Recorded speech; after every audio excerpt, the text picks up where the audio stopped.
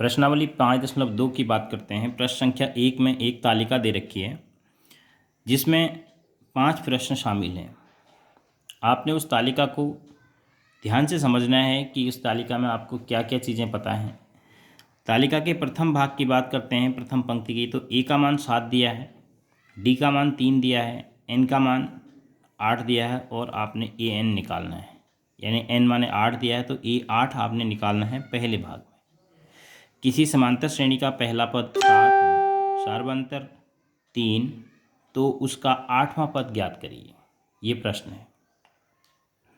प्रश्न संख्या 2 की बात करें तो किसी समांतर श्रेणी का पहला पद ऋण 18, उसका 10वां पद 0 है। देखो n बराबर 10 है और ए एन बराबर यानी A10 बराबर 10वां पद 0 है, तो आप सार्वंतर निकालिए।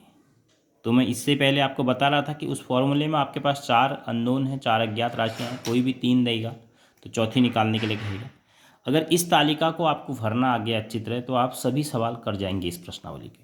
तो इसको ध्यान से समझिए। सबसे पहला प्रश्न क्या है, ए बराबर 7 दिया है, डी बराबर 3 दिया है और ए एन हमने निकालना है, यानी ए 8 बराबर हमने निकालना है क्योंकि एन का मान उसने 8 दिया है। अब चूंकि 8वां पद बराबर आप लिखोगे विस्तारित रूप में ए धन 7 बार डी,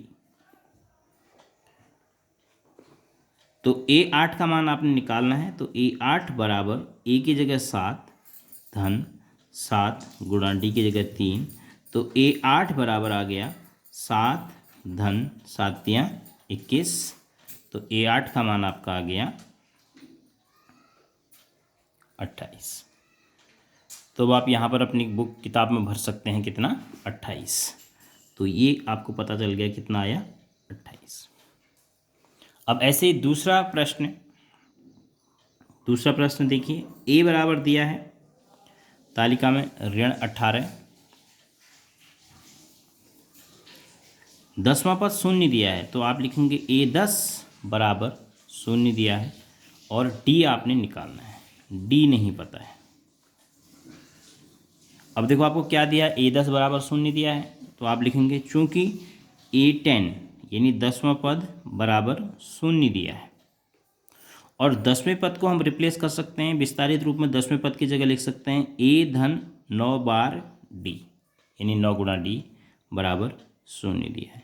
तो ए का मान ऋण 18 धन 9 डी बराबर 0, तो 9 डी बराबर